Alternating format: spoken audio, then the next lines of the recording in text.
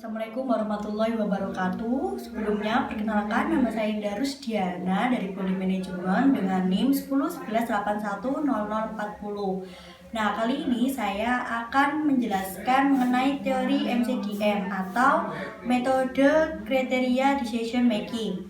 Nah, kali ini saya akan menjelaskan dua metode saja, yaitu metode weighted product atau WP dan yang kedua yaitu metode TOPSIS. Oke, next. Nah, pertama kita akan menuju ke metode weighted product, yang mana sebelum kita menuju ke langkah-langkah pengerjaan, saya akan menjelaskan atau menyinggung sedikit apa sih tentang WP atau weighted product. Nah, WP sendiri merupakan pengambilan keputusan dengan cara pengkalian untuk menghubungkan ranting atribut, di mana ranting setiap atribut harus dipangkatkan dulu dengan bobot atribut yang bersangkutan. Oke, next. Nah, setelah itu saya akan memasukkan jurnal yang sudah saya temukan. Nah, di jurnal tersebut mereka menentukan penerimaan siswa baru di MTS Nurul Huda Tanjung Siom menjadi lebih cepat, efektif, dan efisien menggunakan metode WP.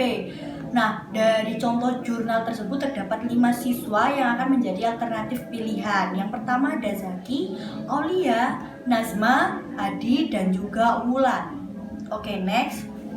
Nah, kemudian kriteria yang digunakan sebagai acuan dalam pemilihan siswa ada 3, yaitu pertama nilai UN Bahasa Indonesia, yang kedua nilai UN Bahasa Inggris, yang ketiga nilai UN Matematika. Nah, di mana dengan rentang skala 1 sampai 5, yaitu mulai dari sangat rendah hingga sangat tinggi. Oke, next.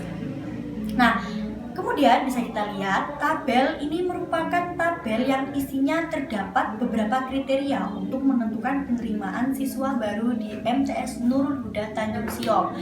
Nah, untuk nilai UN Bahasa Indonesia diberi nilai 4, untuk nilai UN Bahasa Inggris diberi nilai 4, dan untuk nilai UN Matematika diberi nilai 3. Jadi W-nya adalah 4, 4, dan 3. Oke, next. Nah, tabel ini merupakan tabel yang berisi tentang nilai-nilai yang akan menentukan hasil dari penerimaan siswa baru. Nah, sudah terdapat alternatif dan juga kriteria. Nah, R1-nya atau Zaki sendiri di sini dia memiliki nilai UN Bahasa Indonesia 80, nilai UN Bahasa Inggris 80, dan juga nilai UN Matematika 74 dan seterusnya. Oke, next.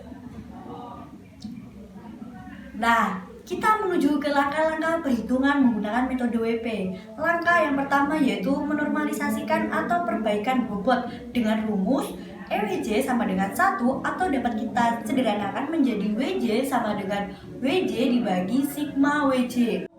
Nah, dapat kita lihat di slide ini yaitu W1 atau nilai bahasa Indonesia yaitu memiliki nilai 4. Nah, kemudian kita bagi dengan total keseluruhan bobot kriteria atau dengan total keseluruhan W, yaitu 4 tambah 4 tambah 3, dan menghasilkan nilai 2,75 dan seterusnya hingga kita menentukan perbaikan bobot. Oke, langkah kedua di slide ini kita akan mencari nilai S, yang mana setiap kriteria dari alternatif dipangkatkan dengan bobot yang telah diperbaiki sesuai dengan masing-masing kriteria dengan rumus yang sudah tertera di slide. Nah, jadi cara perhitungannya yaitu nilai-nilai UN mereka kita pangkatkan dengan hasil normalisasi atau dari hasil pembobotan sebelumnya yang sudah kita kerjakan di langkah pertama. Nah, jadi sini saya kasih contohnya yaitu S1 atau nilai UN dari Zaki.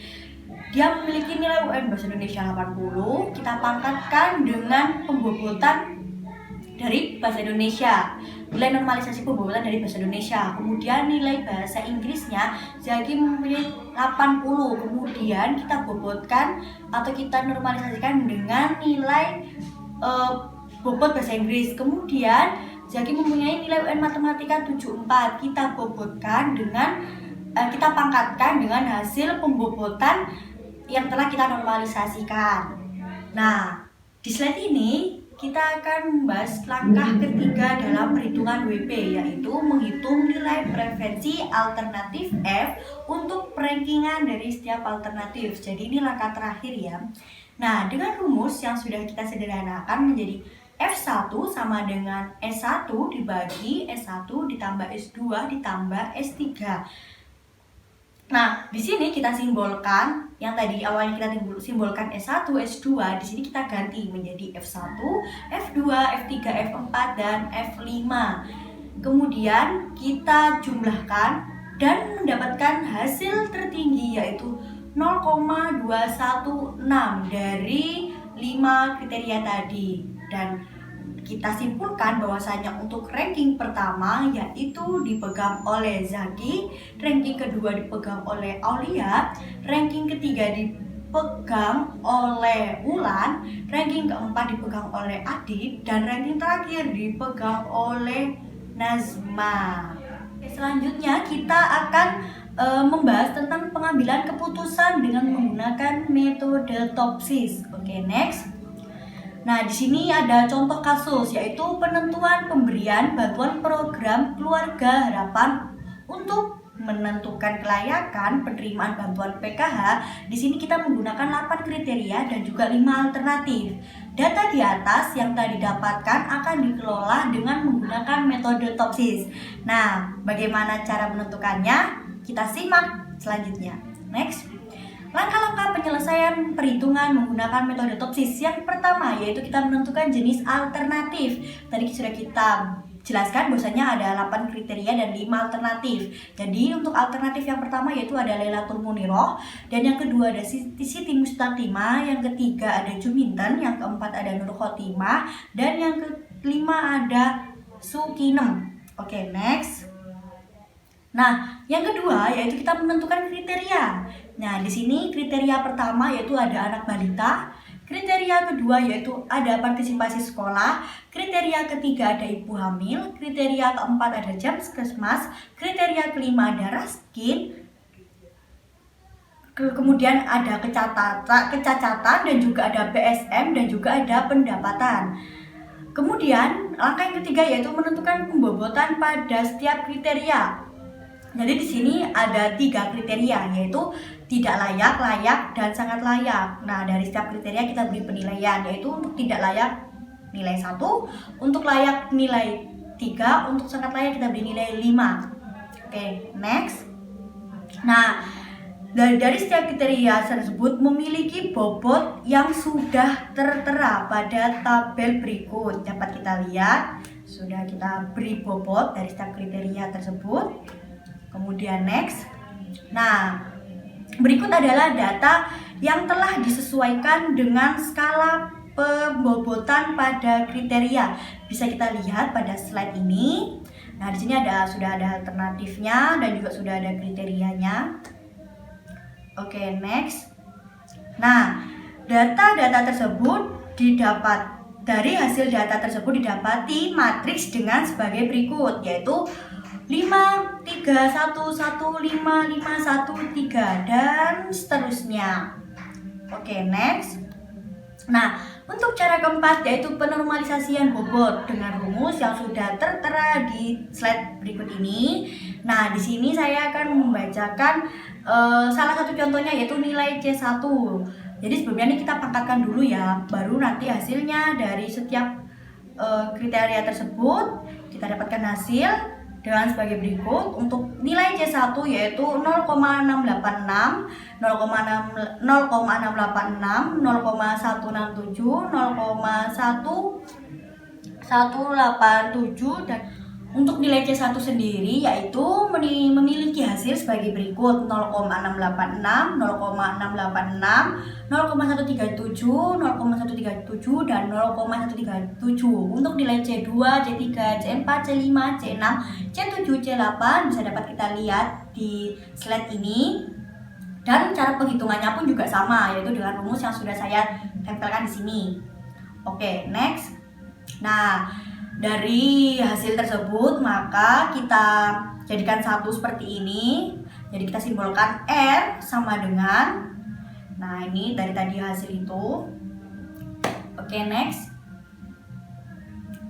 Nah, di sini langkah kelima yaitu mengalihkan hasil perhitungan dengan bobot yang ada pada setiap kriteria. Tadi kita sudah kasih W-nya ada 5, 5, 5, 3, 3, 3, 3, dan 5. Maka kita rumuskan dengan YIJ sama dengan WI dikali RIJ. Nah, jadi bisa dilihat ya, ini cara pengerjaannya, cara penghitungannya seperti ini. Oke, next. Nah, setelah mengalihkan dan mendapatkan hasil dari perkalian, kita menentukan nih maksimal dan minimal pada setiap alternatif. Jadi dari hasil tadi perkalian, nah di sini dapat kita lihat nilai maksimal dari Y1 adalah 3,43. Nah, kemudian nilai minimal dari Y1 adalah 0,685. Jadi di sini nilai maksimal dari Y1 itu sudah dapat kita lihat ya, seperti tabel yang ada di slide ini. Kemudian next. Nah, maksimal dan minimal tersebut kita gunakan untuk menghitung YJ plus dan juga YJ min. Nah, di sini kita dapat lihat YJ plus yaitu adalah max YIJI jika J adalah atribut keuntungan, terus min YIJI jika J adalah atribut biaya. Nah, untuk YJ min YIJ jika J adalah atribut keuntungan, kemudian untuk max YIJ adalah jika J adalah atribut biaya. Itu adalah ketentuannya ketika kita ingin mencari YJ plus dan juga YJ min. Oke, next. Nah, dari hasil tersebut kita dapatkan untuk perhitungan maksimal menghasilkan YI sama dengan 3,34, kemudian 3,005, kemudian 4,64, kemudian 1,341, kemudian 1,341, kemudian 1,341, kemudian 3,41 dan seterusnya. Dapat kita lihat ya di slide ini. Nah, ini adalah nilai maksimal. Setelah kita cari tadi itu di tabel. Kemudian next. Nah, dan ini adalah hasil untuk perhitungan minimal atau negatif ya. Bisa minimal, bisa negatif, bisa maksimal, bisa positif, seperti itu ya. Jadi sama saja. Jadi YI negatif sama dengan 0,685 dan 0,6, kemudian 0,925, kemudian 1,341, kemudian 1,341 dan seterusnya. Nah, bisa dilihat di slide ini. Oke, next. Oke, untuk langkah ke-6 yaitu menghitung distance nilai terbobot setiap alternatif terhadap solusi ideal positif dan juga negatif. Nah, untuk rumusnya dapat kita lihat di slide ini. Nah, untuk solusi ideal positif yaitu kita simbolkan dengan DI plus sama dengan akar dari sigma NJ sama dengan 1 dikalikan YI plus dikurangi YIJ pangkat 2. Kemudian untuk yang solusi ideal negatif dengan simbol DI min, akar sigma NJ sama dengan 1 dikalikan YIJ dikurangi YI min, kita pangkatkan 2. Oke, next. Nah, berikut adalah perhitungan untuk solusi ideal positif, yaitu dengan hasil keseluruhan matrik solusi adalah DI plus 4,138, kemudian DI plus 2 nya 4,634, DI plus 3 nya adalah 4,819, DI plus 4 nya ada 4,067, DI plus 5 nya ada 4,619. Kemudian untuk yang solusi ideal negatif atau D1 min, yaitu dengan hasil keseluruhan matrik solusinya ideal negatif adalah D1 min 3,298, kemudian D2 minnya ada 3,071, D3 minnya ada 2,771, D4 nya ada 3,904, D5 minnya ada 3,652. Nah, jadi kita dapat lihat dari 1 plus itu yang paling terbesar adalah 4,138 dan untuk D1 min yang paling terbesar adalah 3,2 yang paling terkecil adalah 3,298. Oke, next. Nah, kemudian yang ketujuh yaitu menghitung nilai bobot preferensi dari setiap alternatif dengan rumus yang tertera pada slide ini, yaitu FI sama dengan DI min dibagi DI min ditambah DI plus dengan keterangan seperti DI plus yaitu jarak solusi ideal positif, DI min yaitu jarak solusi ideal negatif. Nah, di sini kita simbolkan menjadi F1, F2, F3, F4. Nah, jadi untuk yang terakhir, dari hasil perhitungan solusi setiap alternatif tersebut mendapatkan hasil untuk peringkat satunya adalah Nur Khotimah, yaitu memiliki nilai tertinggi ada 0,489. Jadi kesimpulannya yang layak mendapatkan bantuan PKH adalah Nur Khotimah karena dia memiliki nilai tertinggi. Oke, baik, mungkin cukup sekian dari saya. Semoga ilmunya ini bermanfaat. Apabila ada banyak salah kata, itu mungkin kekurangan yang masih saya harus perbaiki untuk kedepannya. Saya Indah Rusdiana undur diri. Wassalamualaikum warahmatullahi wabarakatuh.